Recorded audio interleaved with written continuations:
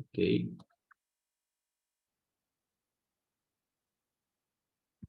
Bueno, ahí no sé si se ve ya la presentación. Sí, se ve. Ok, perfecto. Bueno, ok. Eh, el tema de hoy tiene que ver con una parte del método científico que seguramente con Elena en la clase anterior ya vieron más o menos cuál es la noción, cuáles son los pasos eh, del método científico entendido tradicionalmente. Y uno de esos pasos es para contrastar la teoría contra la evidencia, y a eso nos referimos cuando hablamos de validación. La clase tiene dos partes porque nosotros vamos a ver dos enfoques muy influyentes, ¿verdad?, acerca de este tema.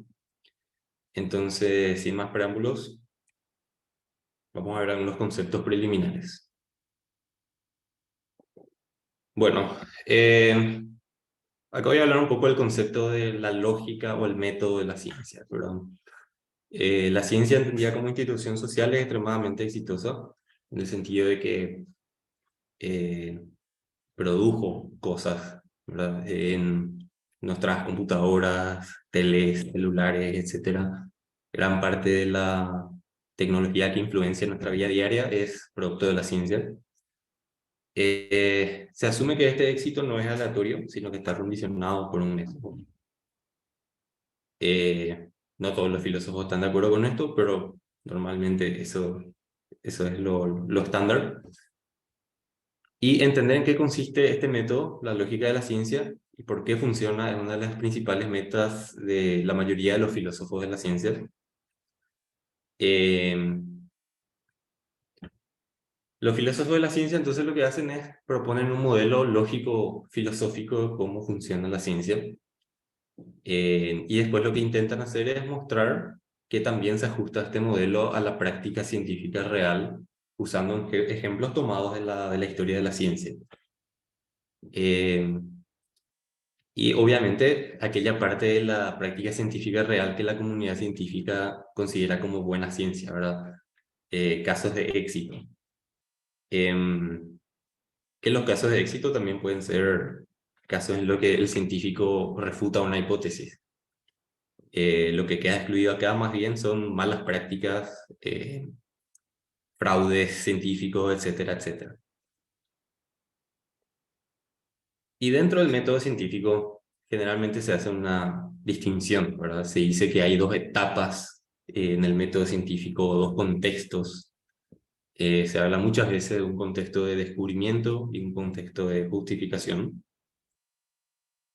Eh, entonces, las actividades que conducen al éxito científico son muchas, ¿verdad?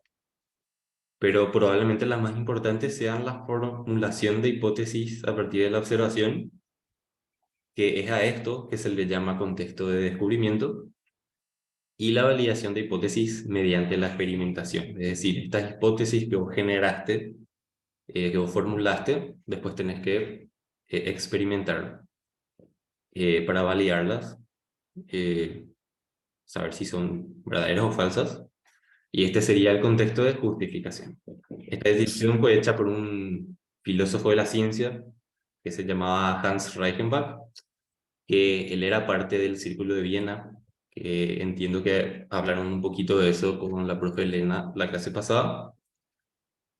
Eh, y dicho sea de paso, ¿verdad?, muchos filósofos consideran que el contexto de descubrimiento no debe formar parte de la filosofía de la ciencia. Por ejemplo, Popper escribía: la etapa inicial, el acto de concebir o inventar una teoría, no me parece que exija un análisis lógico ni sea susceptible de él. La cuestión acerca de cómo se le ocurre una idea nueva a una persona, ya sea un tema musical, un conflicto dramático o una teoría científica, puede ser de gran interés para la psicología empírica, pero carece de importancia para el análisis lógico del conocimiento científico. Este no se interesa por cuestiones de hecho, sino únicamente por cuestiones de justificación o validez. Es decir, Popper ve a la filosofía como una teoría normativa, y para él el contexto de descubrimiento tiene más que ver con la creatividad de la persona Entonces entra en el ámbito de la psicología, que es una ciencia descriptiva. Esto es discutible, ¿verdad? Pero es la noción que se tenía y que muchos filósofos de la ciencia todavía tienen. Pero bueno, nuestro enfoque en esta clase va a ser el contexto de justificación. Entonces, para que se vea un poco o sea, para redondear un poco estas ideas, acá vemos que dentro del contexto de descubrimiento está el paso que va desde la observación hasta la formulación de hipótesis. Y finalmente, el contexto de justificación ya tiene que ver con las pruebas a las cuales vos sometés a esa hipótesis, es decir, la experimentación. Entonces, esta parte, ¿verdad? Algunos dicen que es tema de la psicología, la biología, etcétera. Eh, pero esta parte, ¿verdad? La mayoría de los filósofos están de acuerdo en que sí es tema de la filosofía, que es un proceso racional y hay muchas propuestas, ¿verdad?, para modelar este proceso y que nosotros vamos a ver una de ellas hoy. Pero antes de eso, hay un problema que se interpone en el camino del científico cuando él quiere validar las teorías científicas. Hay una dificultad lógica que se le conoce normalmente como el problema de la inducción. El problema de la inducción, que fue planteado por primera vez por un filósofo escéptico de nombre Sexto Empírico en la antigüedad, pero la versión más conocida del problema la dio el filósofo David Hume, un filósofo inglés, hacia el siglo XVIII. Él redescubrió, digamos, este planteamiento. Y el problema es este.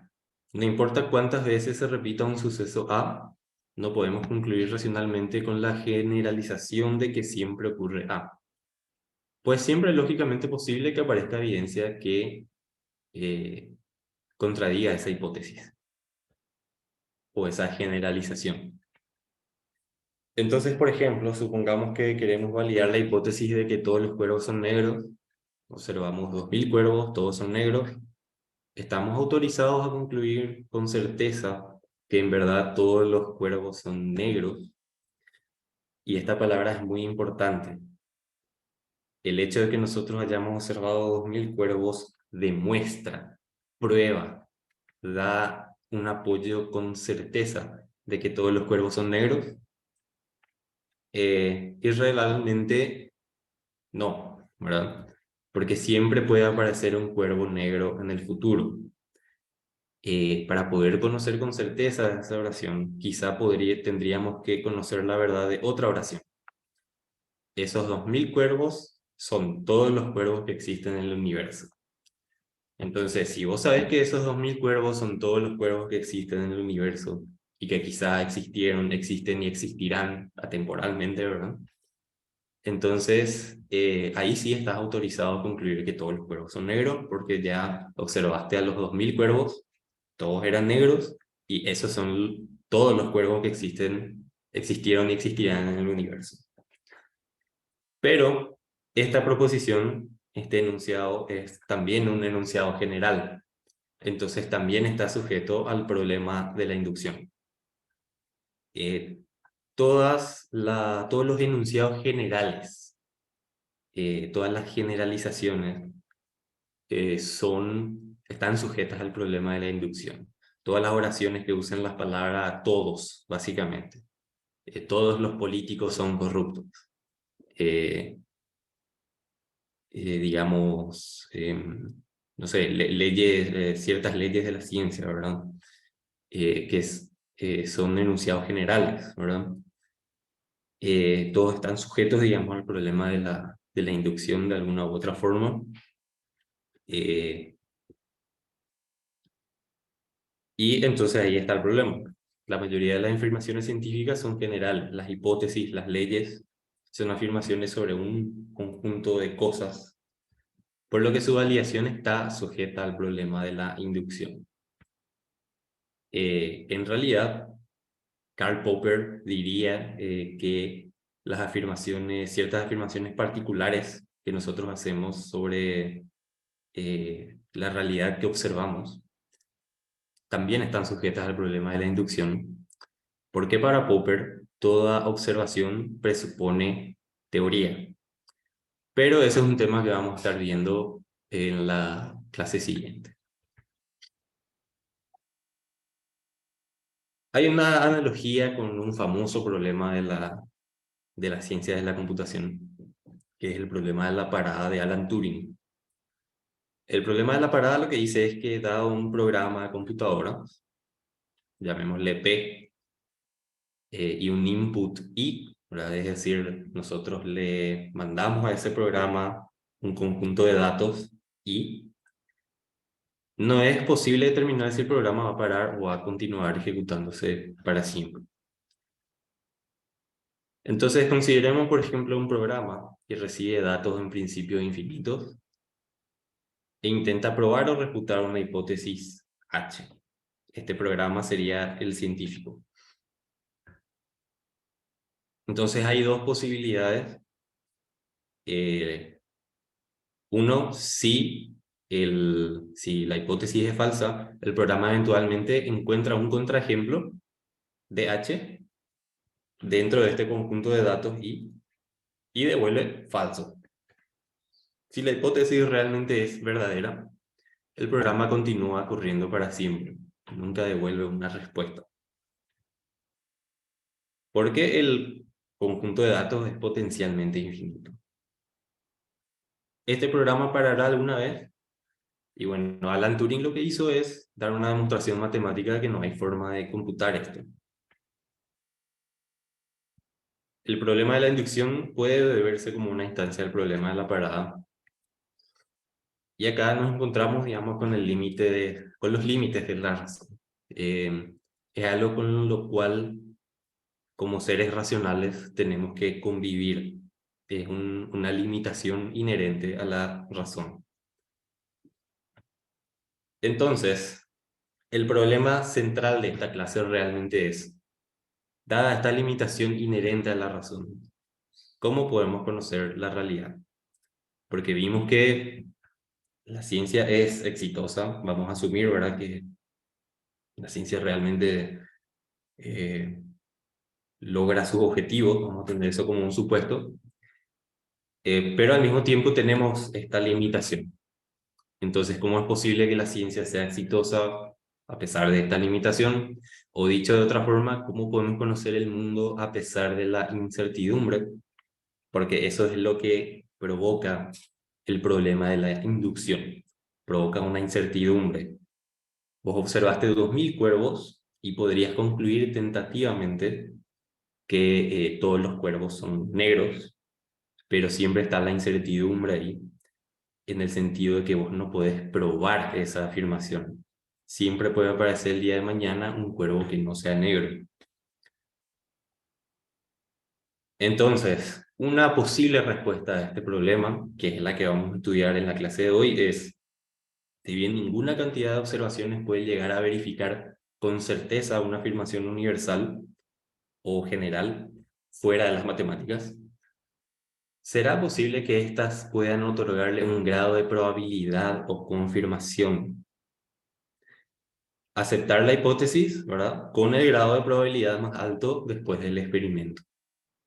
Entonces, esa es una solución, decir que las hipótesis tienen probabilidades, que esas probabilidades varían de acuerdo a la evidencia observada, y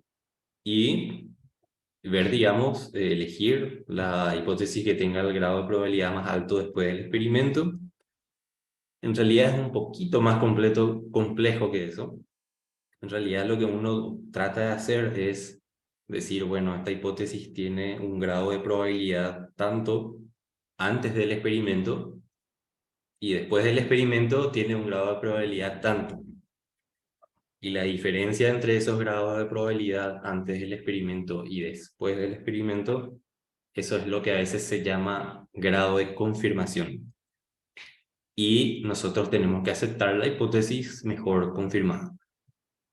Eh, entonces, esto no se deshace, ¿verdad?, del problema de la inducción, pero por lo menos como que tenemos una guía dentro de esta incertidumbre, nos guiamos por las probabilidades. Otra posible respuesta que vamos a ver en la clase siguiente es la respuesta de Karl Popper. No podemos confirmar las hipótesis generales, dice él. Él da un argumento de por qué. Entonces descarta ya esto de antemano. Pero él dice que la inducción no forma luego parte del método científico para empezar. Lo que en realidad debe hacer el científico y lo que hace en la práctica el científico es intentar refutar nuestras teorías, sometiéndolas a pruebas rigurosas y aceptar tentativamente aquella que sobreviva a los tests.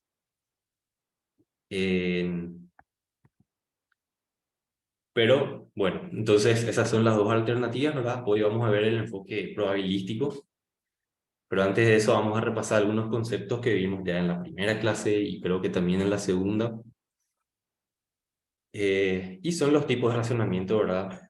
Que es el razonamiento, el deductivo ya sabemos, digamos, pero el razonamiento inductivo, para repasar un poco, es aquel en el que la verdad de las premisas, si el argumento es válido, otorga o más bien aumenta un grado de probabilidad a la conclusión, generalmente expresado como un número real entre 0 y 1. Como tal, la conclusión no tiene certeza absoluta, puede terminar siendo refutada a la luz de nueva evidencia. Sin embargo, podemos decir que las premisas justifican razonablemente creer en la conclusión, ¿verdad? En ese sentido es válido el razonamiento. Entonces tenemos, ¿verdad?, diferentes nociones de validez lógica, el razonamiento deductivo, ¿verdad?, que el razonamiento que lleva a la certeza, y el razonamiento inductivo, que en este caso la propuesta es que se basa en que las premisas le dan un grado de probabilidad a la conclusión. Entonces, bueno, la inducción es un tipo de razonamiento inductivo, ¿verdad? Eso de ver varios casos y después generalizar a una conclusión, pero no es el único tipo de razonamiento eh, que no se puede clasificar como deductivo, ¿verdad? También está la analogía, también está la abducción. Entonces, por eso algunos filósofos en realidad prefieren el término razonamiento no deductivo, para no meterle solo la inducción ahí, sino a todos estos otros tipos de razonamiento que tampoco conducen a la certeza, tampoco se podrían clasificar como deductivos. Entonces podríamos llamarlos mejor, ¿verdad?, razonamientos no deductivos. Y dentro de los razonamientos no deductivos tenemos la inducción, tenemos la analogía, tenemos la abducción y otros más. Entonces, eso para ser un poco más precisos. Ahora, ¿cómo podemos saber qué tanta probabilidad le otorgan las premisas a la conclusión de un argumento no deductivo? Como por ejemplo una hipótesis científica. Y acá es donde entra lo que se llama el bayesianismo, ¿verdad? O la teoría de la confirmación bayesiana, que probablemente es el enfoque más popular, ¿verdad? Eh, que se agarra de esta idea de trabajar con probabilidades, ¿verdad? Entonces, digamos, es la expresión más elaborada, ¿verdad?, de este enfoque probabilístico, este bayesianismo, ¿verdad? Entonces, pasemos, ¿verdad?, directamente a la teoría de la confirmación bayesiana, pero antes de pasar, me gustaría saber si hasta acá alguien tiene alguna pregunta o algún comentario que hacer.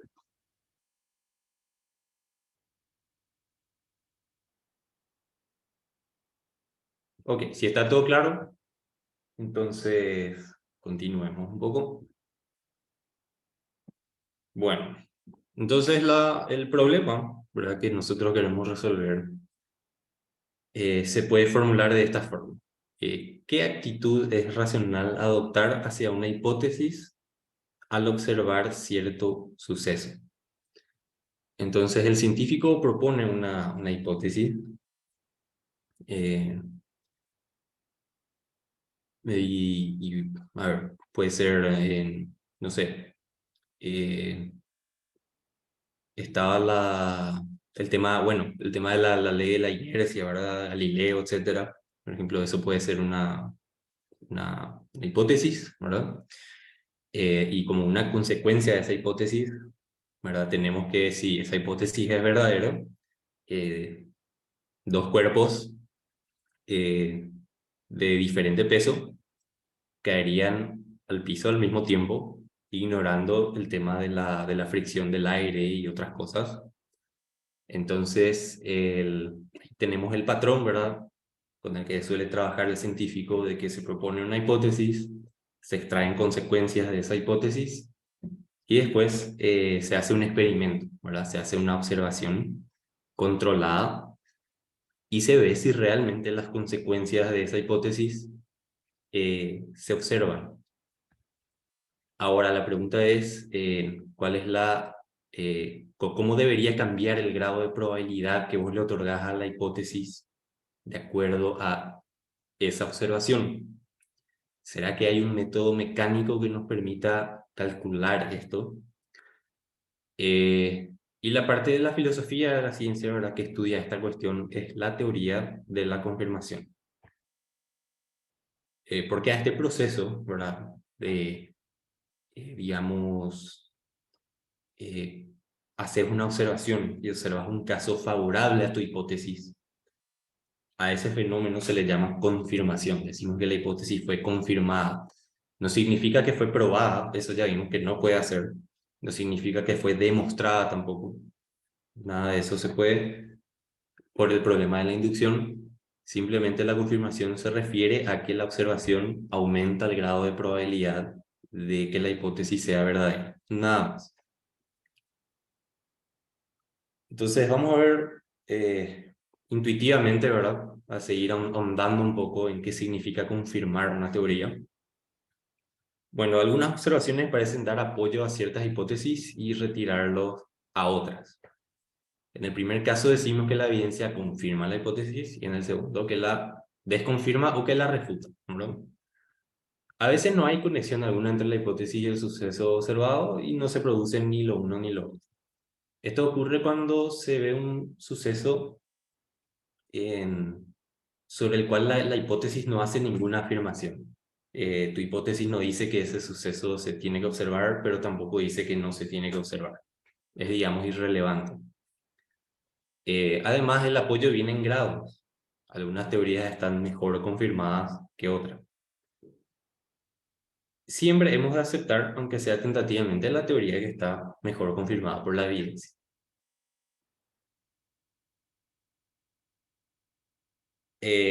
Y acá entra el método hipotético deductivo, ¿verdad?, que me adelanté hace un rato. Pero es eso que les dije recién, ¿verdad? De que un científico propone una hipótesis, vamos a llamarla P. Esa hipótesis predice, o sea, obtiene como consecuencia que se va a observar el suceso Q. Entonces después el científico hace un experimento y efectivamente observa el suceso Q. Entonces concluye que la hipótesis P es verdadera con un cierto grado de probabilidad, ¿verdad? Esto deductivamente no es válido, de hecho es una falacia, es la falacia de afirmación del consecuente, pero inductivamente sí es válido y de hecho eh, es la forma en la que suelen trabajar los científicos. En realidad es un poquitito más complejo en la práctica, porque el científico realmente no puede contrastar directamente una hipótesis con la realidad. Lo que él tiene que hacer es tomar la hipótesis más una serie de condiciones iniciales.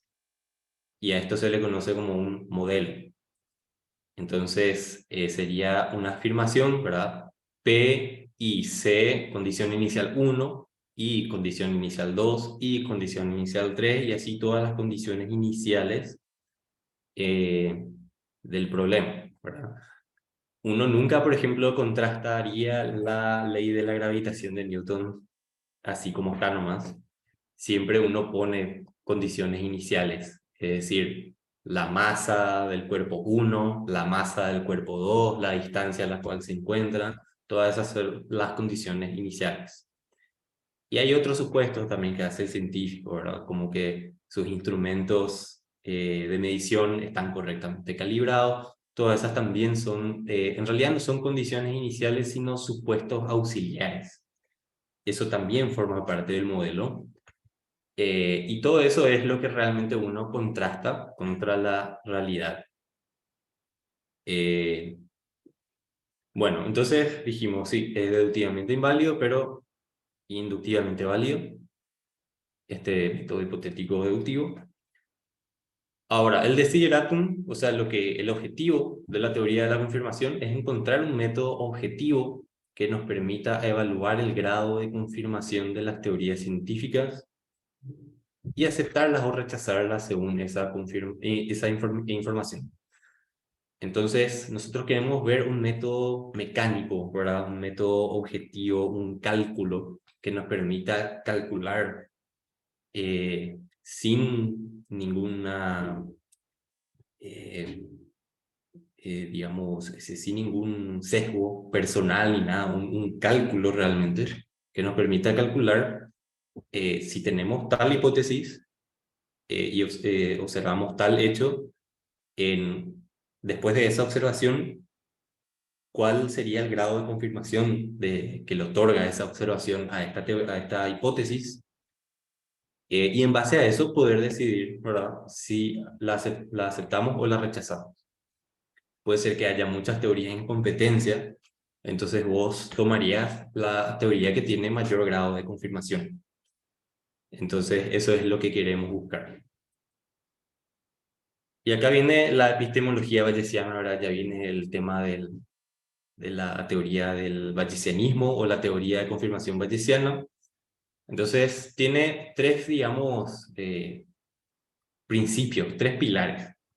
Un pilar es que los seres humanos poseemos grados de creencia. Es decir, hay algunas cosas que los seres humanos creemos con más fuerza que otras, ¿verdad?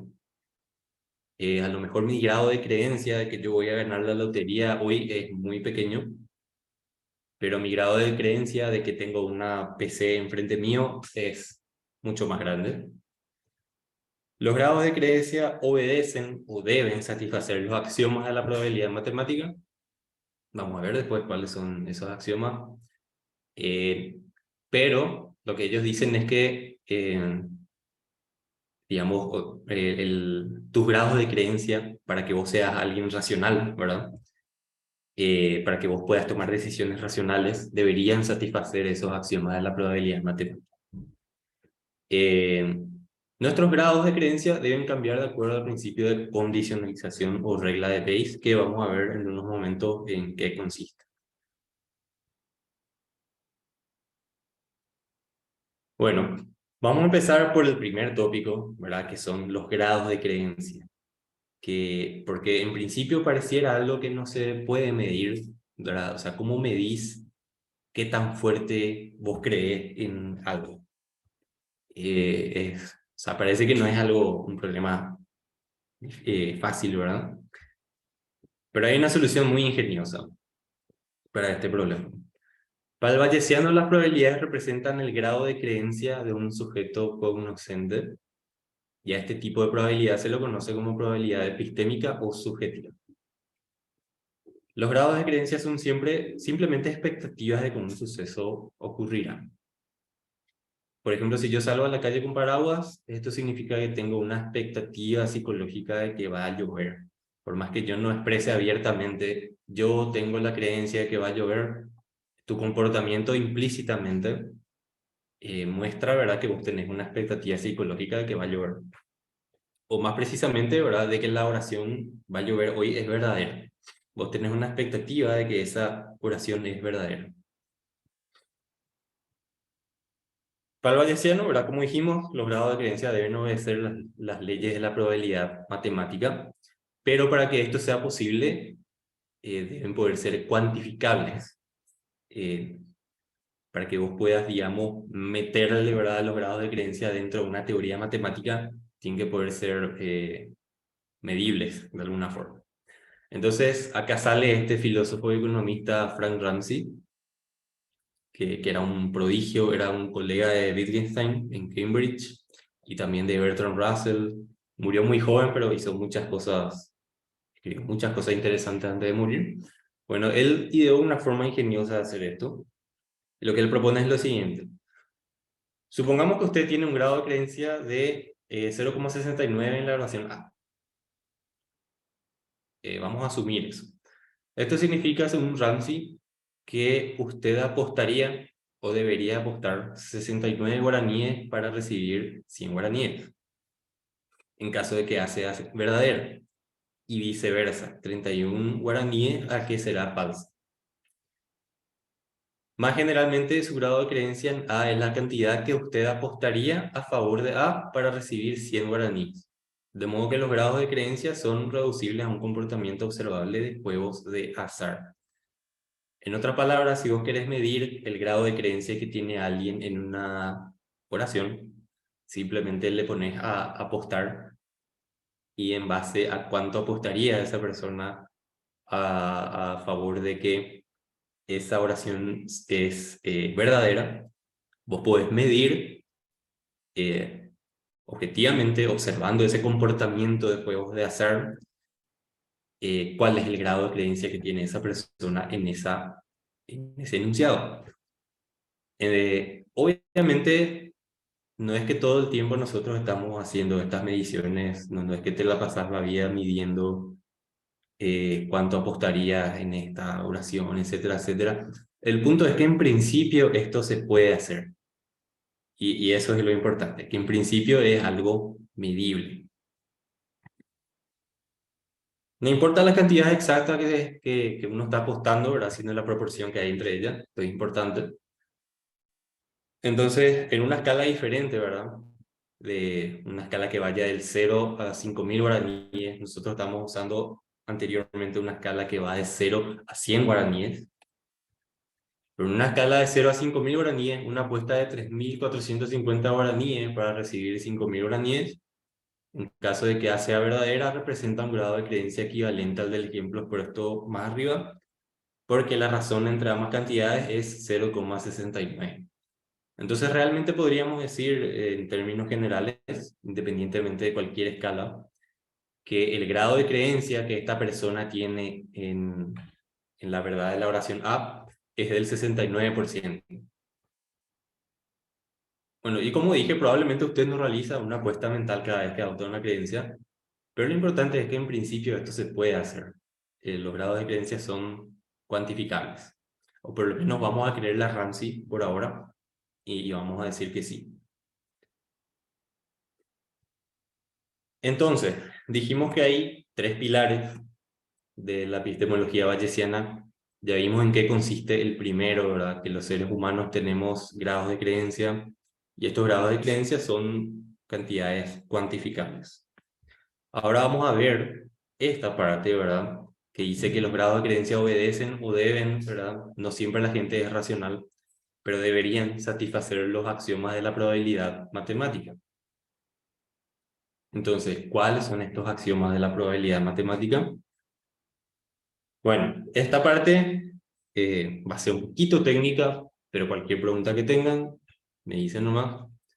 Pero bueno, vamos a suponer que tenemos un lenguaje formal L, ¿verdad? Nosotros ya sabemos más o menos qué son los lenguajes formales. El lenguaje de la lógica proposicional que estudiamos en las clases anteriores, ese es un lenguaje formal. Pero, digamos, las teorías científicas, ¿verdad? Se pueden enunciar en un lenguaje formal, es decir, se podría en principio representar una ley científica usando el lenguaje de la lógica proposicional o el lenguaje de la lógica de primer orden. Y vamos a tomar un enunciado cualquiera, llamémoslo A, de este lenguaje formal. Entonces, vamos a definir una función que asocia una probabilidad a cada enunciado. Y PA simboliza la probabilidad de que un enunciado, de que un enunciado A del lenguaje L sea verdadero. Entonces, lo importante acá es verdad que nosotros vamos a usar esta notación P y entre paréntesis una oración, en este caso A. Y esta notación va a simbolizar la probabilidad de que A sea verdadera. Entonces, en base a eso, podemos enunciar los axiomas de la probabilidad, que son estos. El primero de ellos dice que para un enunciado cualquiera A, se tiene que la probabilidad de ese enunciado siempre va a ser entre 0 y 1. Un número real, ¿verdad? Para ser más específico, entre 0 y 1. No puede ser, por ejemplo, 0,2 o 3, siempre entre 0 y 1. El segundo axioma dice que este símbolo creo que no lo estudiaron ustedes en nuestras clases de lógica, perdón, pero lo que significa, ¿verdad? Es que A es una tautología, es una verdad lógica. Entonces nosotros tenemos acá que la probabilidad de una tautología es siempre igual a 1. ¿Por qué es igual a 1? Porque una tautología o una verdad lógica tiene un grado de certeza. Es decir, es imposible que sea falsa.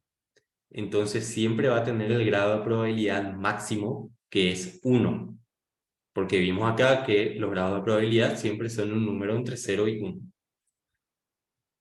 Entonces, por ejemplo, si yo digo 2 más 2 es igual a 4, la probabilidad de esa oración es 1, porque es imposible que sea verdadera, es una verdad lógica. La probabilidad del modus ponens, no sé si se acuerdan, en la clase de tablas de verdad que vieron con la profe Elena, pero ahí ustedes habían hecho la tabla de verdad de un modus ponens, si mal no recuerdo, y vieron que al final la tabla de verdad daba todito verdadero. Era una tautología.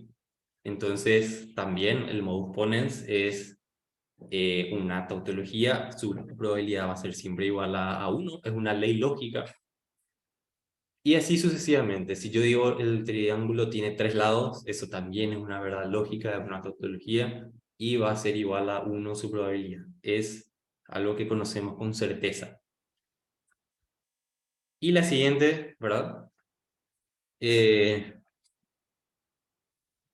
Sería esto una disyunción, A o B, o bien A o bien B, que vimos en lógica proposicional también, si se acuerdan.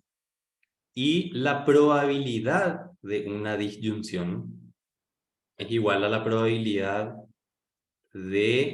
a la suma, ¿verdad? De las probabilidades de cada uno de sus miembros. En este caso, A, la probabilidad de A, más la probabilidad de B. Entonces acá, para leer un poco también la explicación, la probabilidad de que sea verdadero, que A o B, es igual a la suma de la probabilidad de A más la probabilidad de B. Y esto es importante también siempre y cuando A y B sean mutuamente excluyentes. Bueno, y aparte de los axiomas, la teoría de la probabilidad asume, ¿verdad? Te da, digamos, y vos tenés que tragarte eso, te gusta o no, pero te da ya una definición que es la definición de probabilidad condicional. Entonces, la probabilidad condicional se simboliza así, ¿verdad? Tienen una barrita, ¿verdad? Y esto se lee la probabilidad de A dado que B es verdadero. Entonces, una cosa es la probabilidad de A, pero otra cosa muy distinta es la probabilidad de teniendo en cuenta el hecho de que B es verdadero. Entonces, digamos, por esto se llama probabilidad condicional. Digamos, la probabilidad de A está condicionada eh, a la probabilidad de B. Vamos a ver bien en qué consiste esto más adelante, pero intuitivamente Lo que estamos diciendo acá es que la ocurrencia de un hecho afecta la probabilidad de otro hecho, como el caso de las hipótesis científicas. Las hipótesis científicas, eh, su probabilidad está condicionada a los hechos, a la observación, ¿verdad? De los hechos que éstas predicen. Entonces, una cosa es la probabilidad, la teoría, la probabilidad, ¿verdad? De la teoría de la relatividad de Einstein, y otra cosa es la probabilidad de la teoría de la relatividad de Einstein después de haber observado que la luz se curva. La probabilidad ahí de la teoría de Einstein sería mucho más alta. Entonces, a eso se refiere más que nada la probabilidad de, condicional. Entonces, la fórmula, ¿verdad? Es la probabilidad de una conjunción dividida la probabilidad, la conjunción, ¿verdad? De A y B, dividida la probabilidad de B.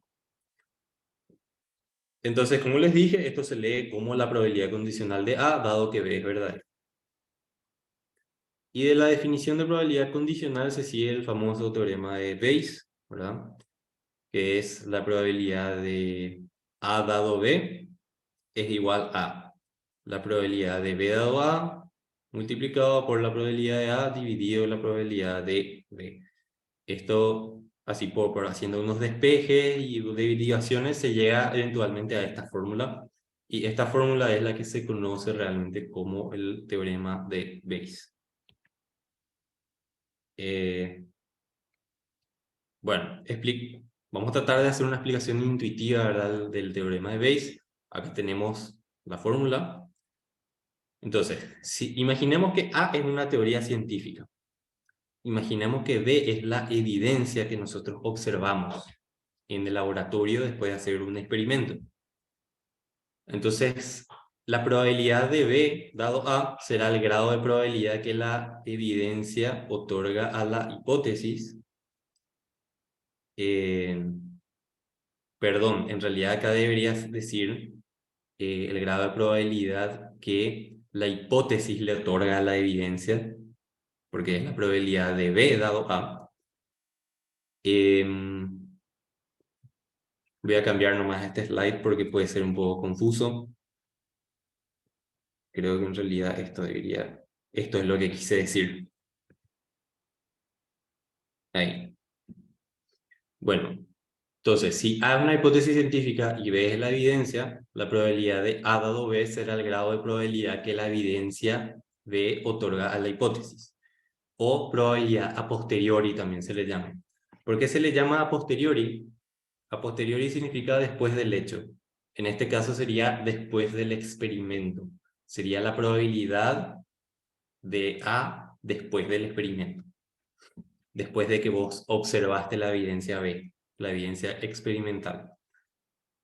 Entonces, la probabilidad de A es el grado de probabilidad de la hipótesis antes de toda evidencia, llamada comúnmente probabilidad a priori. La probabilidad de B, ¿verdad? Es el grado de probabilidad de la evidencia.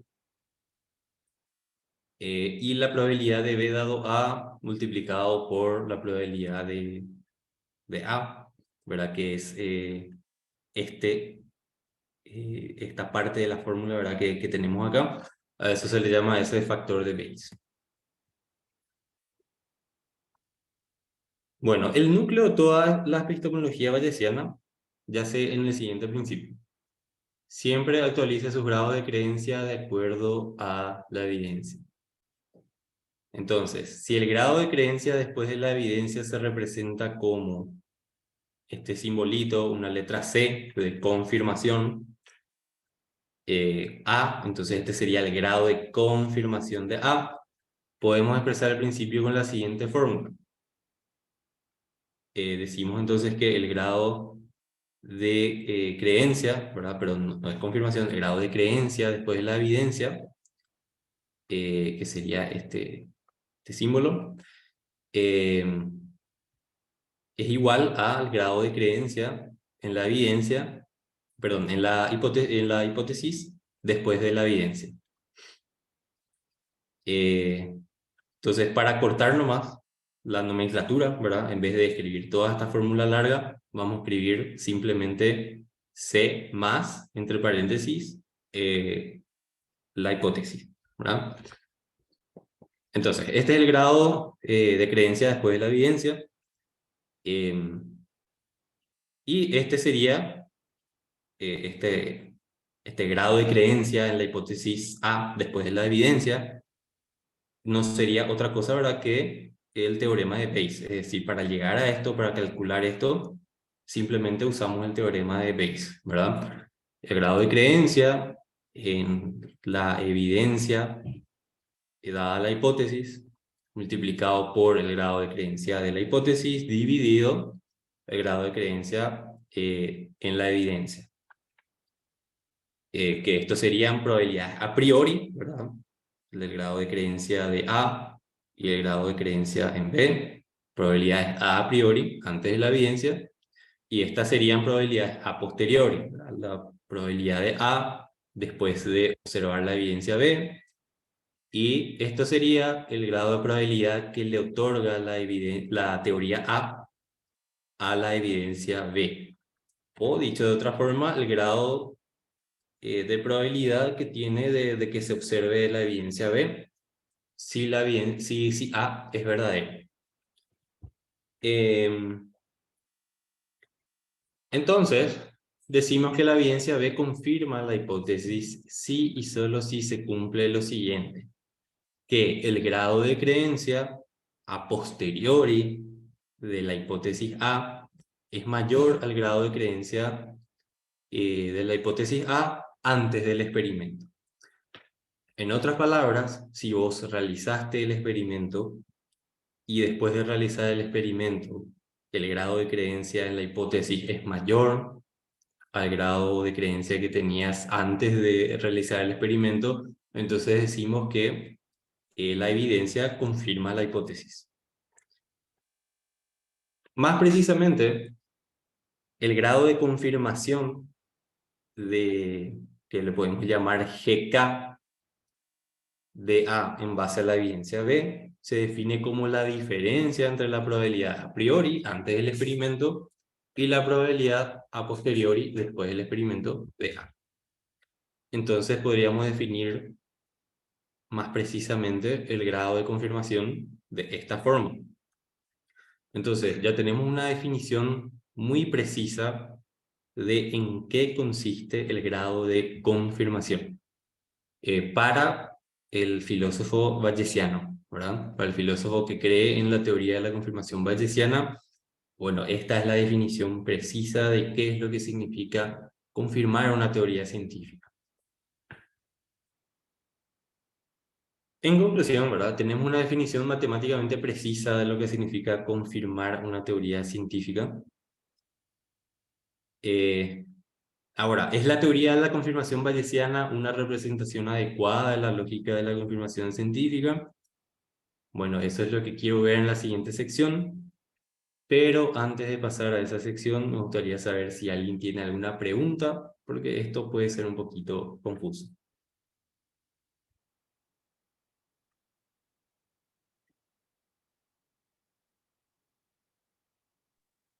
De mi parte, ninguna.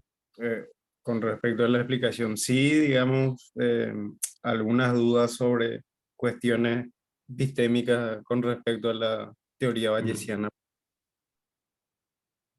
Ok, espero aclarar, ¿verdad? Un poco qué tiene que ver todo esto, ¿verdad?, con la ciencia. En la siguiente sección, a lo mejor ahí, digamos, eh, las intuiciones se aclaran, ¿verdad? Pero bueno, lo más importante que hay que rescatar de esta sección, ¿verdad?, es que tenemos una fórmula que nos permite calcular eh, cómo va afectando la observación de la evidencia al grado de probabilidad que le otorgamos a una hipótesis. Entonces nosotros vamos a ir haciendo los experimentos y esos experimentos se suponen que tienen que decirnos algo acerca de la teoría de la hipótesis. digamos, tienen que subir, ¿verdad?, su grado de probabilidad o, en caso contrario, digamos, la teoría queda refutada, ¿verdad? Entonces, usando probabilidades y este teorema de Bayes, nosotros vamos ajustando nuestro grado de creencia. Y a partir de eso sale, ¿verdad?, lo que sería el grado de confirmación. Y esto es lo que nos permite a nosotros medir el grado de confirmación que tiene cada hipótesis científica y quedarnos con aquella que tenga el grado de confirmación más grande, ¿verdad? Básicamente pasa por ahí la cosa. Ahora, que también se ajusta, ¿verdad?, el análisis bayesiano, ¿verdad?, a la ciencia real. Bueno, toda teoría científica realiza predicciones y aplicaciones de hechos, y me gustaría primero, antes que nada, aclarar un poco este tema de las predicciones y las explicaciones, ¿no? El filósofo más, digamos que dentro de la filosofía de la ciencia fue el que empezó a estudiar estos conceptos de forma más sistemática fue Hempel. Carl Hempel, que también era un miembro del Círculo de Viena. Y según él, la predicción y la explicación son dos caras de una misma moneda. Entonces lo que él dice es, una teoría explica un hecho cuando este es una consecuencia lógica, deductiva o inductiva de aquella, y el hecho ya ocurrió. Eh, por ejemplo, decimos, si el queso está sobre la mesa, el gato lo comerá. El queso está sobre la mesa, por lo tanto el gato lo comerá. Entonces supongamos que nosotros observamos que el gato comió el queso. Entonces nosotros queremos tener una explicación, ¿verdad?, de por qué el gato comió el queso. Entonces, esa explicación yace en el hecho de que si el queso está sobre la mesa, el gato lo comerá. Entonces, digamos, cuando tu conclusión ya pasó, cuando tu conclusión ya está en el pasado, digamos, esa ley científica lo que hace es dar una explicación de por qué ocurrió el hecho, ¿verdad? Ahora, ¿qué pasa si el gato todavía no comió el queso? Entonces, ahí tendríamos una predicción. Nosotros tenemos una hipótesis, ¿verdad?, que dice, si el queso está sobre la mesa, entonces el gato lo comerá. Esa es nuestra hipótesis. Nosotros observamos el hecho de que el queso efectivamente está sobre la mesa. Entonces, esa hipótesis más ese hecho, esa condición inicial, nos permite a nosotros predecir que el gato va a comer el queso. Entonces, eso sería una predicción. Realmente, el punto de Hempel es que tanto la predicción como la explicación tienen la misma forma lógica. Siempre tenemos una hipótesis, ¿verdad? Si ocurre tal cosa, entonces va a ocurrir tal cosa. Tenemos unas condiciones iniciales, ¿verdad? Que ocurre tal cosa. Entonces tenemos una conclusión, ¿verdad? Siempre tiene esa forma lógica que nosotros ya conocemos, que es el modus ponens. La única diferencia es si la conclusión ya ocurrió o la conclusión todavía no ocurrió. Entonces, si la conclusión ya ocurrió, quiere decir que estamos ante una explicación científica, pero si el hecho todavía no ocurrió, estamos ante una predicción científica. Entonces son dos caras, digamos, de una misma moneda, como dice él, según la visión de Hempel. Ahora, en términos bayesianos, ¿qué significa esto? Recuerden que hay una parte de la fórmula de Bayes, ¿verdad?, donde nosotros tenemos la probabilidad de la evidencia dada la hipótesis. Vamos a retroceder otra vez y vemos que acá tenemos la probabilidad de la evidencia dada la hipótesis. Eso forma parte de la fórmula de Bayes, ¿verdad? Ahora, ¿cómo se interpreta intuitivamente esto? Bueno, si la probabilidad de la evidencia dada la hipótesis es igual a 1, significa que la observación del hecho E es una consecuencia deductiva de la teoría H. Es decir, eh, que vos, digamos, tenés una teoría, ¿verdad? Y aplicando puras matemáticas, ¿verdad? Vos deducís que de esa teoría se tiene que observar un hecho E, con certeza, ¿verdad? Si la teoría es verdadera, se debería observar ese hecho E. Entonces, la observación de ese hecho es una predicción de la teoría. La teoría predice, y no solo predice ese hecho, sino que lo predice con certeza. Es decir, si la teoría es verdadera, ese hecho con certeza tiene que ocurrir. Entonces, esto es lo que estamos diciendo, es que la teoría predice, ¿verdad? Con certeza la hipótesis E. Pero no siempre las predicciones que hace una teoría son predicciones con un grado de certeza. Muchas veces las teorías científicas hacen predicciones con un grado de probabilidad. Una teoría científica te dice, bueno, probablemente va a pasar esto. Hay un 85% de probabilidad de que ocurra esto. Bueno, estos son los casos en que el grado de probabilidad de la evidencia, dada la hipótesis, es menor aún. Entonces la teoría H predice que se va a observar el hecho E, pero con un grado de probabilidad menor a la certeza, ¿verdad? Entonces esto para que entiendan también un poco este componente, ¿verdad? De la fórmula de Bayes. Esto es simplemente con qué tanta fuerza la teoría H predice que va a ocurrir el hecho E. Nada más que eso. Y una cosa importante sobre esta probabilidad de la evidencia dada la hipótesis es que la probabilidad que le asigna una hipótesis científica a la ocurrencia de un hecho es lo que se llama, lo que se conoce como una probabilidad física, no subjetiva.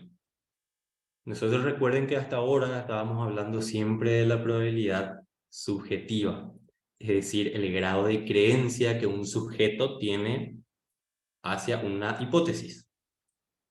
La probabilidad física, en cambio, es la propensión objetiva que tiene un objeto concreto de comportarse de cierta forma. Por ejemplo, la probabilidad de que un átomo de cesio decaiga dentro de las próximas décadas sería una probabilidad física.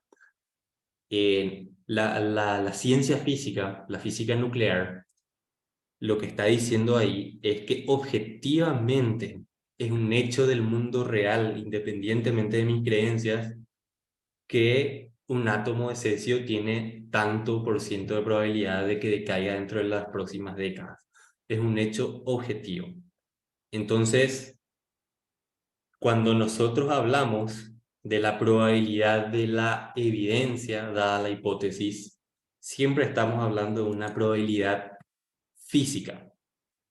Es lo que la teoría predice que objetivamente va a ocurrir. Pero cuando hablamos de la probabilidad de una hipótesis dada la evidencia, ahí sí estamos hablando de una probabilidad subjetiva. Es el grado de creencia que nosotros tenemos en la hipótesis en base a la evidencia. Entonces, esa es otra distinción también que es importante tener en cuenta. No le afecta la fórmula ni nada, o sea, simplemente la interpretación intuitiva que nosotros le damos a la fórmula. Entonces, podemos decir que la probabilidad física forma parte de las teorías científicas. Es algo interno a la teoría, es decir, dentro de la teoría de la hipótesis H, ¿verdad? Está, ¿verdad? Que el hecho E tiene que ocurrir con un grado de probabilidad 1. Esa es una afirmación que la teoría está haciendo, no nosotros como científicos. Entonces, podemos decir que la probabilidad física forma parte de las teorías científicas, mientras que la probabilidad subjetiva o epistémica corresponde más bien al ámbito de la evaluación de la. Es como nosotros le juzgamos a la teoría en base a la evidencia. Son dos interpretaciones distintas del concepto de probabilidad. Bueno, habiendo hecho esa aclaración, ahora sí vamos a pasar a ver 4 consecuencias metodológicas del bayesianismo, es decir, en qué implicancias tiene la teoría de la confirmación bayesiana para la práctica científica, para el método científico. Y la primera recomendación, ¿verdad?, que te dice el bayesiano es que las hipótesis deben ser arriesgadas. Entonces, cuanto más grande sea la probabilidad de la evidencia dada a la hipótesis y más pequeño sea la probabilidad de la evidencia, mejor confirmada estará la hipótesis por la evidencia. ¿Por qué? Porque si la probabilidad de la evidencia, la probabilidad a priori, es muy pequeña, quiere decir que es un hecho muy raro, es un hecho que quizás nunca se observó en la vida real. Y el hecho de que la probabilidad de la evidencia dada a la hipótesis sea muy alta, significa que la hipótesis predice con mucha fuerza que va a ocurrir ese hecho E. Entonces lo que ocurre en esta situación es que tenemos un hecho rarísimo que quizás nunca fue observado, pero la teoría predice que si la teoría es verdadera, ese hecho se va a observar con mucha probabilidad, quizá con certeza, ¿no? Entonces es como dice acá, ¿verdad? Esto representa matemáticamente el hecho de que cuanto más sorprendente es la evidencia implicada por una teoría, más confirmada estará en el caso de que la evidencia se observe. Si este fuese un hecho común, es decir, si su probabilidad a priori fuese muy alta, no sería sorprendente, ¿verdad?, observarlo. Eh, Ahora, si es un hecho raro, sí sería muy sorprendente observar ese hecho, y le va a otorgar un grado de confirmación más alto a la teoría, porque la teoría predice ese hecho raro, ese hecho sorpresivo, que al final se observó. Entonces hay un caso histórico en la historia de la ciencia, ¿verdad?, que a mí siempre me gusta usar este ejemplo de la teoría relativista, la mecánica relativista. Bueno, la probabilidad de observar que la luz se curve por acción de la gravedad era bajísima antes del experimento de Eddington. Era un fenómeno que nunca antes se observó, y probablemente si vos te ibas y le decías a la gente que la luz se puede curvar, te iban a mirar raro, iban a pensar que estabas loco, probablemente. Sin embargo, era una consecuencia necesaria de la teoría de Einstein. La teoría de Einstein predecía que la luz se tenía que curvar, ¿verdad? Por lo tanto, cuando el fenómeno fue registrado, se lo consideró como evidencia poderosísima a favor de la teoría de la relatividad, porque era un hecho rarísimo y sin embargo la teoría de Einstein predecía ese hecho. Entonces no podía ser, digamos, coincidencia. Definitivamente la teoría de la relatividad algo de verdad tiene que tener, ¿verdad? La intuición detrás de esto es clara, ¿verdad? Es casi imposible que eso ocurriese si la teoría de Einstein no fuese verdadera. Sin embargo, la probabilidad de observar la precesión del perihelio de Mercurio, ¿verdad?, que es un movimiento eh, que hacen los planetas, ¿verdad?, en su órbita al Sol, ¿verdad? Eh, la teoría de Newton no predecía correctamente esta precesión del perihelio de Mercurio. Era un defecto conocido, ¿verdad?, de la teoría de Newton. Pero era un hecho conocido ya, era algo que ya se observaba. O sea, todo el mundo sabía que la precesión del perihelio de Mercurio era tal y que la teoría de Newton no, eh, o sea, predecía incorrectamente los valores observados. Entonces, cuando la teoría de Einstein explicó este fenómeno, pero nadie se sorprendió demasiado, ¿verdad? Porque ya era un hecho conocido. Eh, entonces, este grado de sorpresa, ¿verdad?, que tiene la evidencia o la predicción que hace la hipótesis. Con esto, o sea, a esto nos referimos cuando decimos que las hipótesis deben ser arriesgadas.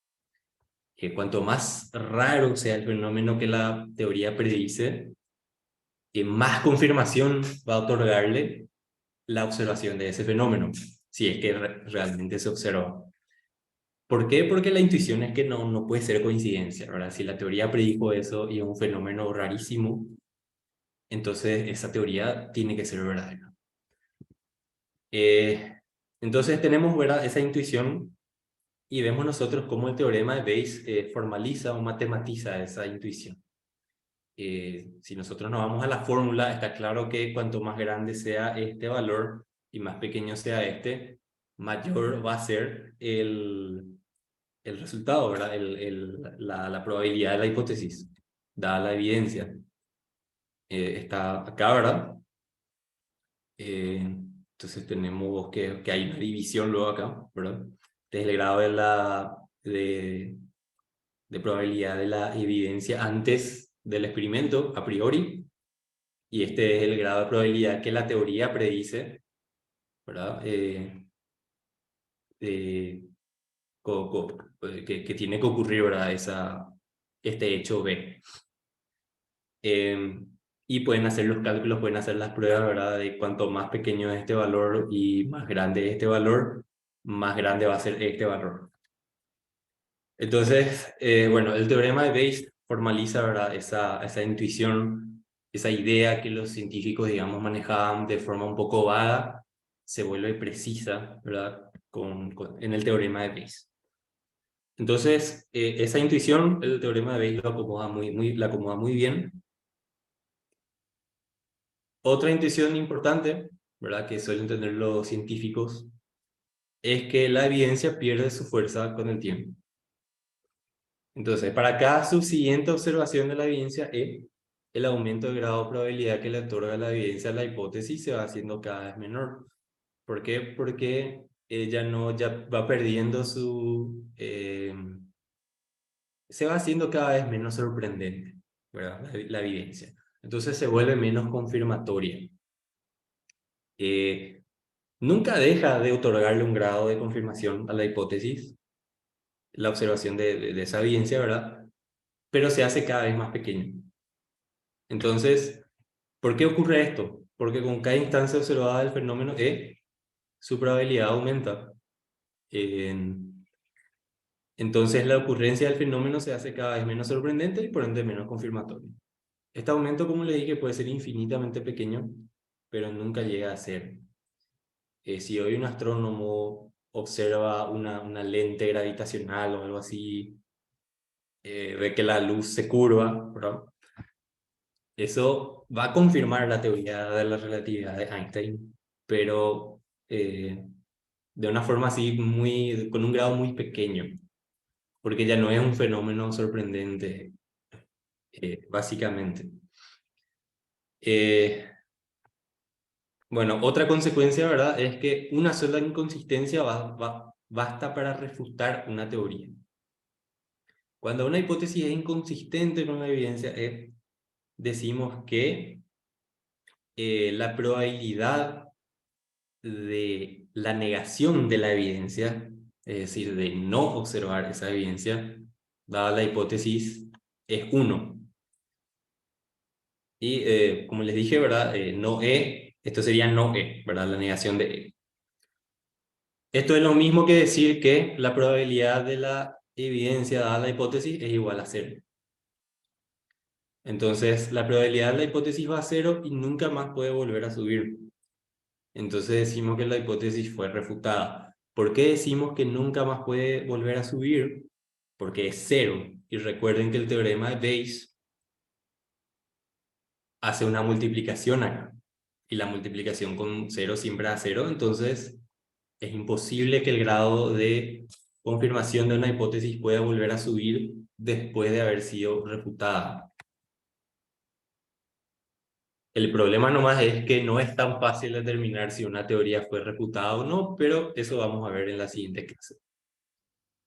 Ok, entonces esa es una tercera, ¿verdad?, intuición que, que los científicos, digamos, manejan en la práctica, pero que con el teorema de Bayes esto se puede modelar de forma matemática, ¿verdad? Es como que el teorema de Bayes, eh, digamos, formaliza todas estas intuiciones.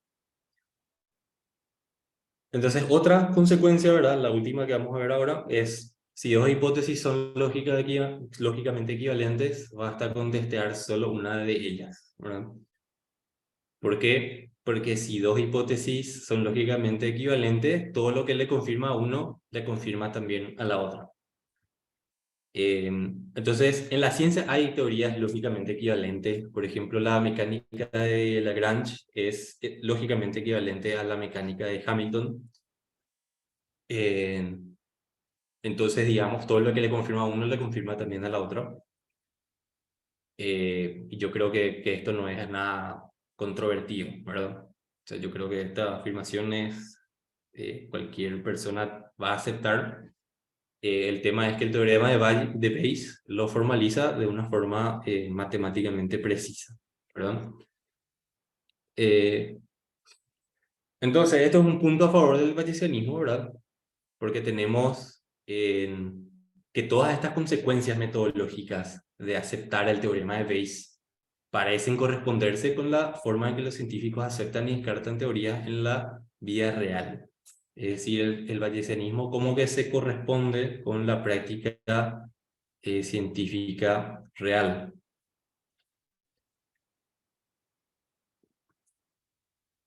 El bayesianismo, ¿verdad? Eh, no solo sus defensores, ¿verdad? Sus defensores no solo lo ven como una teoría acerca del método científico. eh, Hay muchos filósofos que extienden el alcance del teorema de Bayes y toda esta epistemología bayesiana y dicen que el bayesianismo también modela la racionalidad. ¿Qué significa ser racional? Eh, entonces, esto ya va un poco más allá de lo que es el método científico, pero está relacionado. Entonces, quería revisar, ¿verdad? 4 actitudes. Puse 3 acá, pero en realidad son 4. No, sí, son tres. 3 actitudes que el teorema de Bayes dice que serían irracionales. Eh, una es el dogmatismo, ¿verdad? El dogmático no cambia sus creencias en base a la evidencia. Y dijimos que el teorema de Bayes dice que vos, para ser racional, tenés que cambiar tus creencias en base a la evidencia de una forma muy precisa, de acuerdo al principio de condicionalización bayesiana. Entonces el dogmático, según el teorema de Bayes, no es racional y, digamos, tiene un sustento teórico para explicar por qué no es racional el dogmático. El fanático, la persona que cree en supersticiones, el optimista utópico, es decir, la persona que ya es optimista de una forma muy, muy real, todos ellos otorgan a las hipótesis más credibilidad de lo que la evidencia permite. Entonces, una persona que te dice, no sé, te está por caer un rayo encima y te dice todo va a salir bien, bueno, esa persona está siendo una optimista utópica. eh, Le da a una hipótesis más credibilidad en la que la evidencia permite, es decir, la hipótesis de que todo va a salir bien.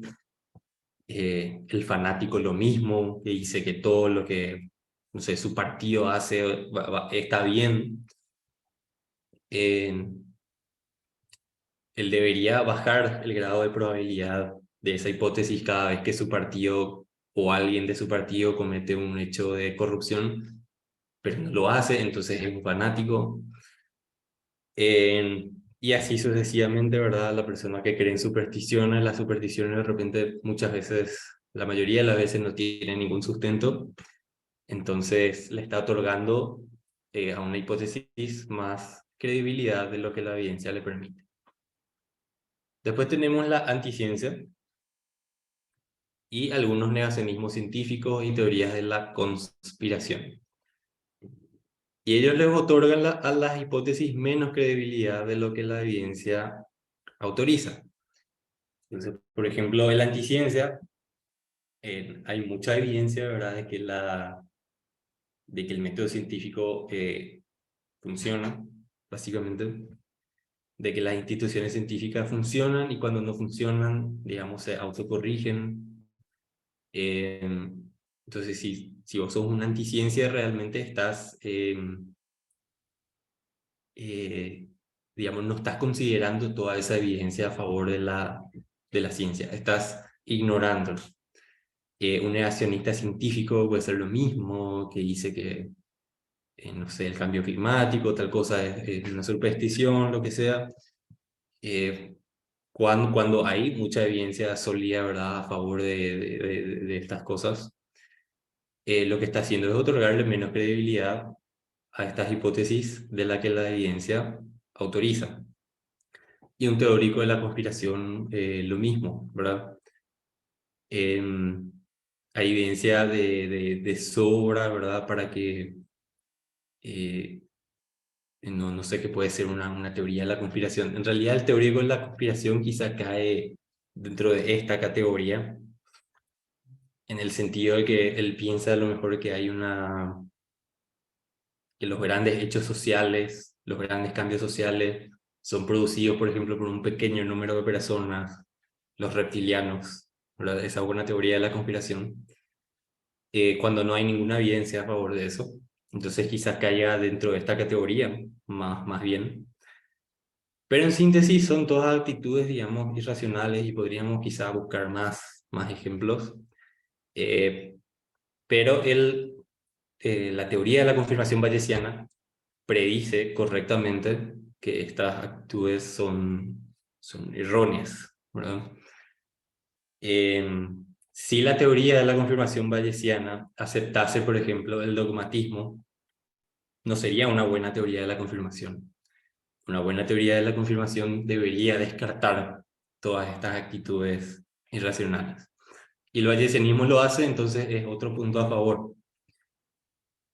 La única actitud racional para el bayesiano es cambiar nuestras creencias de acuerdo a la regla de condicionalización bayesiana. La única forma de ser racional, según esta teoría.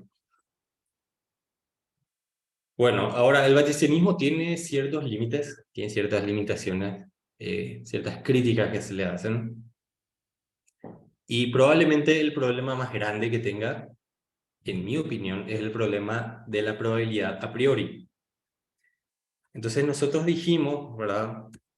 Vamos a irnos otra vez a la fórmula. Este es el teorema de Bayes. Nosotros dijimos que acá trabajamos con probabilidades a priori. La probabilidad a priori de A y la probabilidad a priori de B. Ahora bien, ¿de dónde vienen estas probabilidades? La probabilidad condicional sabemos de dónde viene porque hay una fórmula para calcular la probabilidad condicional. Pero la probabilidad a priori, ¿de dónde sale? Entonces, volviendo un poco al slide que estábamos viendo, el bayesianismo nos dice exactamente cómo debemos actualizar nuestras creencias según la evidencia. Este proceso de actualización debe empezar por algo, pues asume que tenemos cierto grado de creencia previo a la evidencia, que son las probabilidades a priori.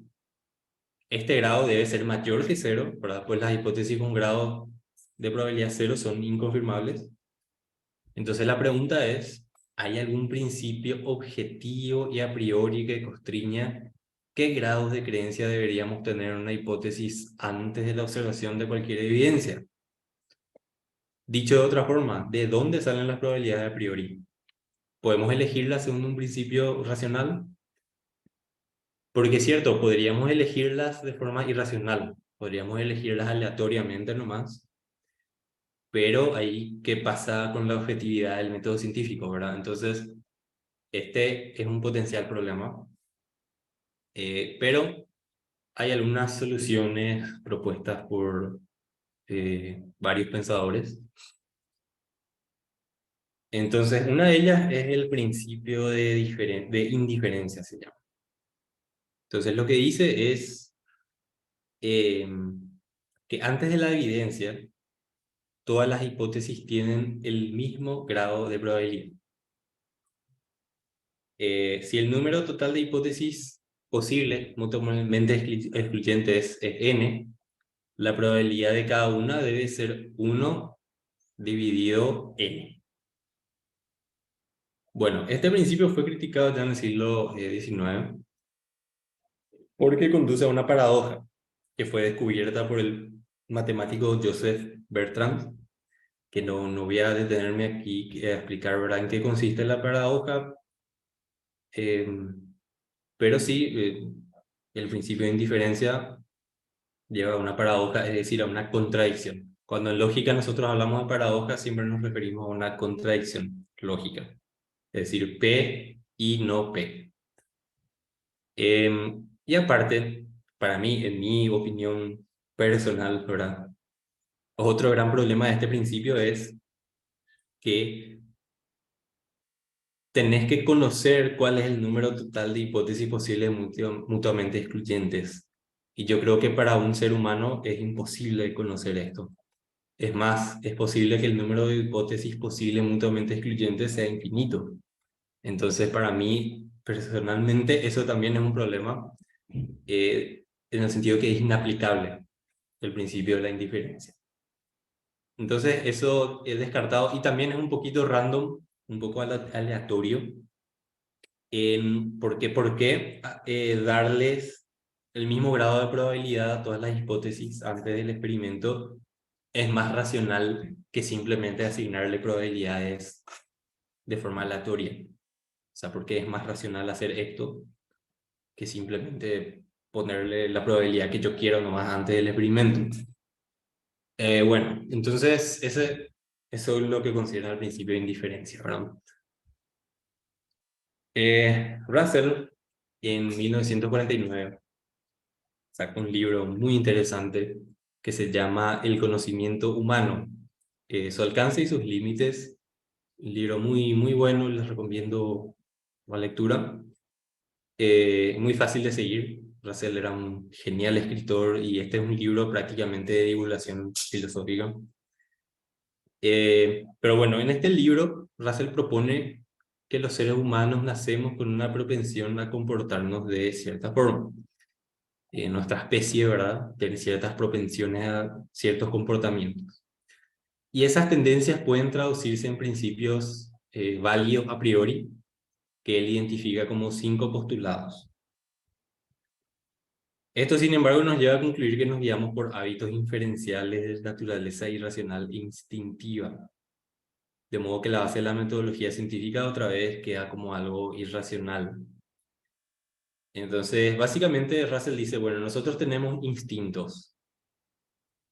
Por ejemplo, nosotros instintivamente asumimos que cuando no miramos un objeto, ese objeto sigue ahí. Tipo, estamos mirando una pelota, nos damos la vuelta y nosotros instintivamente asumimos que la pelota permanece ahí.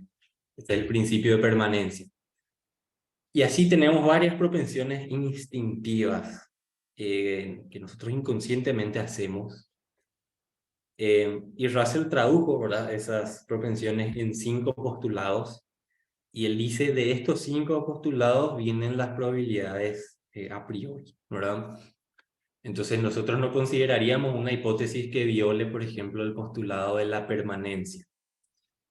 Pero bueno, esto obviamente estamos hablando con instintos, estamos hablando de instintos, de propensiones biológicas a comportarse de tal o cual forma. Pero bueno, eso tiene, ¿verdad?, este problema, ¿verdad?, de que terminamos otra vez en la conclusión de que nos guiamos por hábitos de naturaleza irracional. Entonces tendríamos que concluir que el método científico es irracional, cosa que en teoría no queremos. Después están este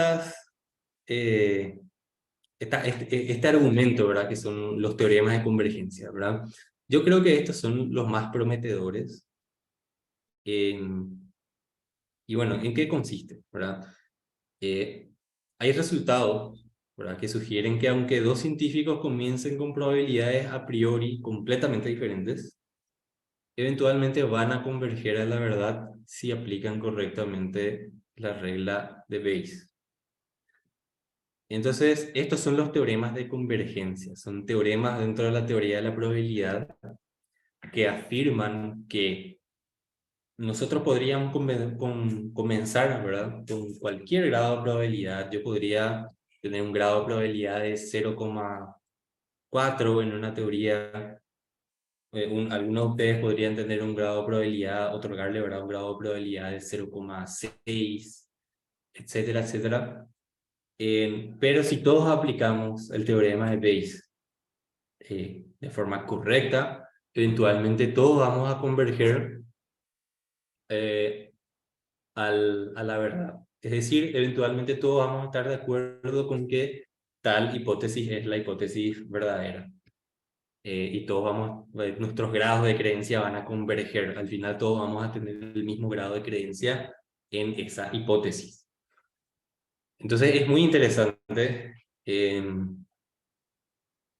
porque admite la posibilidad, ¿verdad?, de que los grados de creencia a priori sean irracionales, instintivos, como quieran. Pero al mismo tiempo, ellos afirman que esto no compromete la integridad de la ciencia, no le vuelve irracional a la ciencia, porque eventualmente todos vamos a converger aplicando el teorema de Bayes, ¿verdad?, de forma correcta a los mismos grados de probabilidad. Entonces, eventualmente vamos a converger a la verdad, ¿verdad? Al grado, o sea, a una especie de objetividad, ¿verdad? Eh, entonces, por eso me parece muy importante y también son teoremas, ¿verdad? Son cosas, o sea, no es que ellos dicen nomás esto, sino que ellos tratan de demostrar esto de forma rigurosa.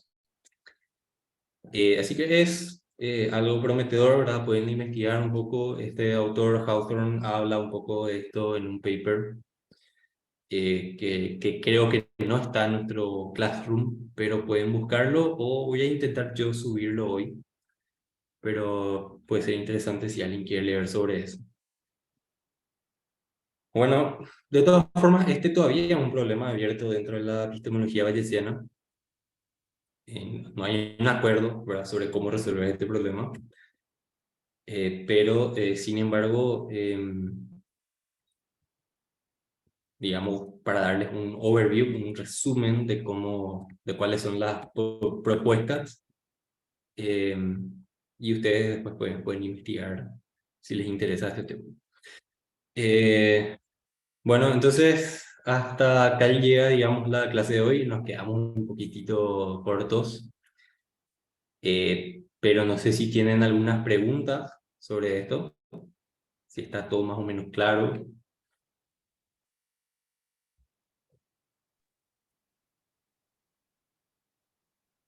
Quedó bastante clara la clase. Ujú, Sí, yo tengo algunas preguntas, digamos, según tu parecer.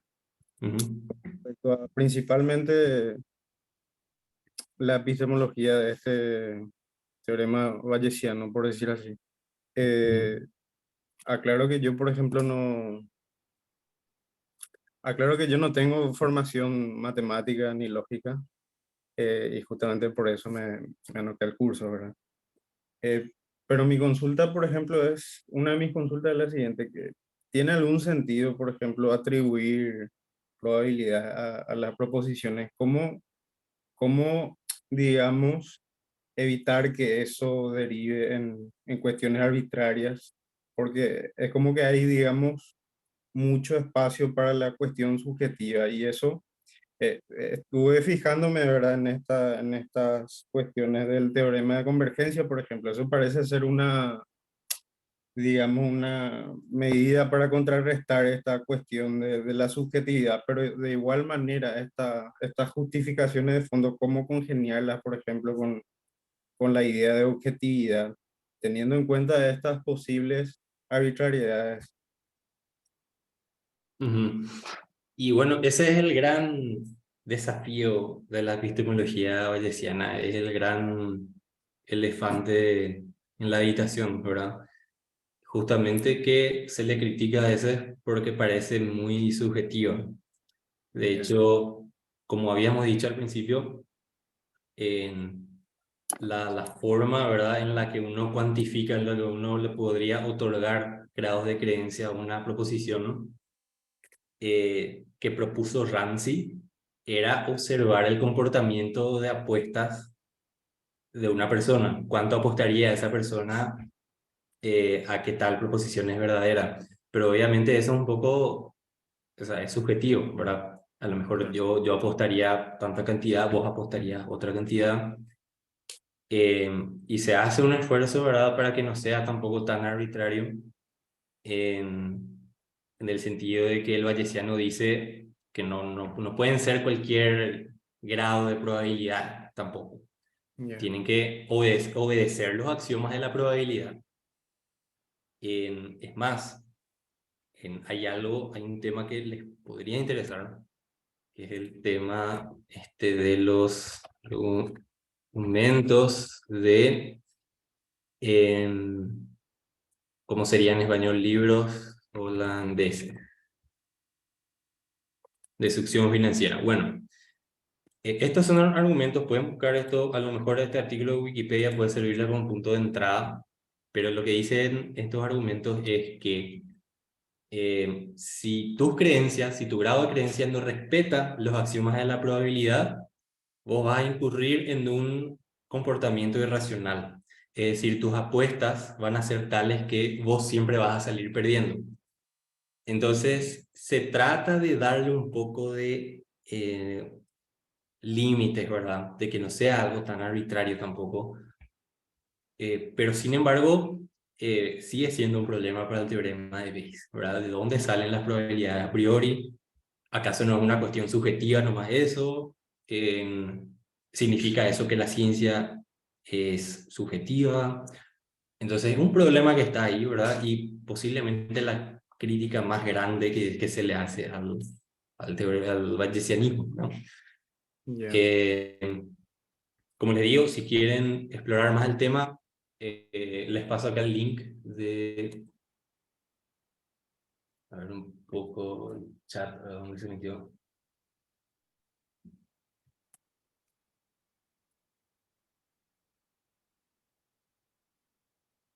Y digamos, esta propuesta bayesiana me supongo que no es la única, digamos, de probabilidades. Habrán otras, ¿verdad? Eh, Hubo otros intentos, por ejemplo, la lógica inductiva de Rudolf Carnap, pero no fueron muy exitosos. Realmente el más prometedor es este, el más Ot- ampliamente aceptado entre los filósofos de la ciencia y demás. ya. Otra cuestión que me hace un poco de Mm. ruido es como que, bueno, no sé si yo pude haber entendido mal, ¿verdad? Pero hay como, me deja como una sensación de que hay una idea como que lo que distinguiste, digamos, entre probabilidad física o propensión, si mal no me equivoco, y la Ujú. probabilidad activa. Y parece como que hay una confusión entre estas dos cosas. Una cuestión que podríamos denominar, no sé, ontológica, y esta cuestión, no sé, Ujú. lógica o epistémica. Parece como que en estos planteamientos no hay esa distinción, sino que están mezcladas. Y, Eh, y bueno, es como que algo como que eso con el problema de la subjetividad eh, me hace ruido, ¿verdad? eh, probabilidad física sería, digamos, ontológica y la probabilidad subjetiva sería epistemológica. Eh, no es tanto que hay una confusión ahí, sino que eh,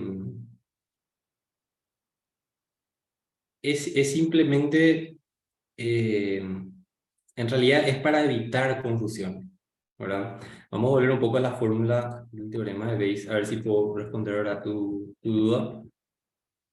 Eh, bueno, la fórmula era esta, ¿verdad? Nosotros queremos calcular el grado de probabilidad de la hipótesis A dada la evidencia. Y eso es algo que el bayesiano te va a decir, es algo subjetivo, es el grado de creencia que vos tenés en esa hipótesis. Sin embargo, para poder calcular eso, vos tenés que conocer eh, el grado de probabilidad que le otorga la hipótesis a la evidencia que estás intentando observar en tu experimento. Y eso es una probabilidad física. ¿Por qué? Porque todas las teorías científicas, ¿qué es lo que hacen? Afirman cosas acerca de la realidad. Todas las teorías dicen, esencialmente, ¿verdad? Las teorías científicas se basan en decir, bueno, esto es así y esto no es así. Si pasa esto, va a pasar esto. O sea, son todas afirmaciones acerca del mundo real. Y si una teoría te dice que va a ocurrir B, que bajo ciertas circunstancias se va a observar el hecho B, eso se tiene que interpretar necesariamente como una probabilidad objetiva porque la teoría está afirmando algo acerca de la realidad. Está diciendo, si yo la teoría, ¿verdad? Si la teoría es verdadera y se dan ciertas condiciones iniciales, va a ocurrir el suceso B. Está afirmando un hecho o como algo objetivo. Entonces, por eso simplemente acá entran en juego esas dos nociones de probabilidad, ¿verdad? La probabilidad epistemológica, ¿verdad? Que es la probabilidad de la hipótesis después de la evidencia, que tiene que ver con la actitud que nosotros tenemos hacia esa hipótesis después de observar la evidencia, que es algo subjetivo, pero por otro lado está la probabilidad de que se observe la evidencia según la hipótesis. O sea, la hipótesis dice que en estas circunstancias objetivamente, hay una probabilidad de tanto por ciento de que se observe el hecho B. Entonces, eso es objetivo, ¿verdad? La teoría está afirmando algo objetivo acerca de la realidad. Simplemente por eso se hace esa distinción y no sé si ahí más o menos queda un poco claro. Sí, sí, sí. Eh, Eh, una última cosa, ¿verdad? mm, Digamos, estas extensiones extra metodológicas del bayesianismo como un modelo normativo de la racionalidad. Eso, por ejemplo, también me hizo mucho ruido. O sea, ¿qué tan racional basar la racionalidad humana en el bayesianismo? mm. Pregunto, ¿no? Y bueno, el tema de la racionalidad es muy complicado. Yo creo que es un poco, o sea, no sé, por ejemplo, cómo se aplicaría, o sea, la racionalidad tiene muchas dimensiones. Vos podés ser racional o irracional, em, no solo en la consecución de, eh, a ver, voy a hacer una pequeña distinción acá. Los seres humanos cuando actuamos tenemos metas y tenemos los métodos que usamos para llegar a esas metas.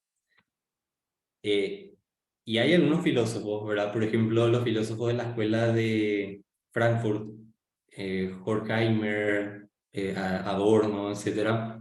Ellos hacían una distinción entre la racionalidad instrumental y la racionalidad,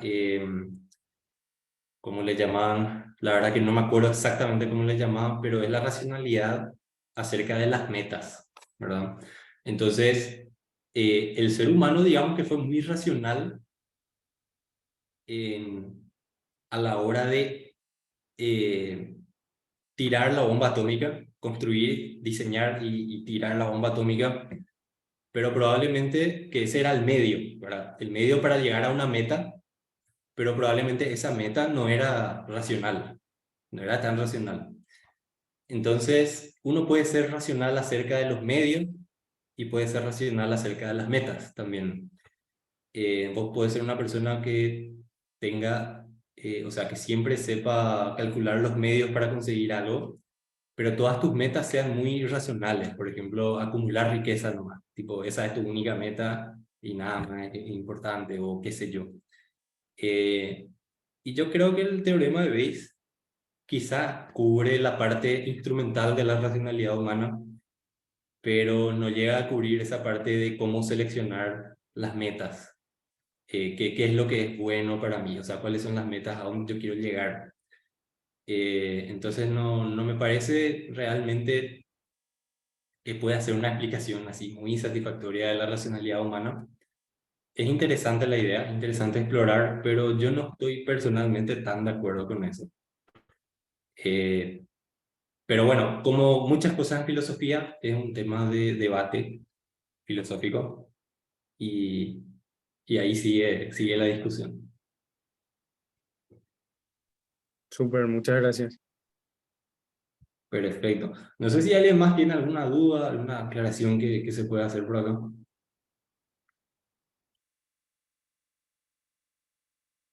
Ok, sí, si está todo más o menos claro, acuérdense, yo no sé eh, no sé si pudieron acceder a esta parte del portal donde dice general. En esta parte se ve que hay un programa de estudio y para recordarles nomás, en el programa de estudio, para cada clase, siempre hay una bibliografía. Y esta bibliografía siempre está entre los materiales de clase que están acá en el Classroom. Entonces, si quieren ahondar, si quieren profundizar más en estos temas, pueden echar un vistazo a la bibliografía. Acá yo puse un artículo que yo escribí en Ciencia del Sur y que les puede ayudar, toca muchos de estos temas. Y por supuesto voy a subir la presentación y vamos a subir el video también por si quieran volver a ver algunas partes. Entonces, bueno, continuamos la siguiente clase con, vamos a estar viendo, vamos a irnos otra vez a ese slide. Eh, Hoy vimos ya una de las posibles respuestas a esta pregunta, ¿cómo podemos conocer el mundo a pesar de la incertidumbre? Y la siguiente clase vamos a ver la otra, que también es muy popular, que es la respuesta de Popper y el racionalismo crítico, que a veces se le llama también falsacionismo. Entonces, va a ser una clase muy interesante. Nos vemos el miércoles y cualquier cosa, estamos, tanto Elena como yo, a disposición por correo para cualquier pregunta. Listo, hasta el miércoles, gracias, muchachos. Dale, que tengan un buen fin de semana. Igualmente. Nos vemos. Gracias, profe. Buen fin de... Igualmente.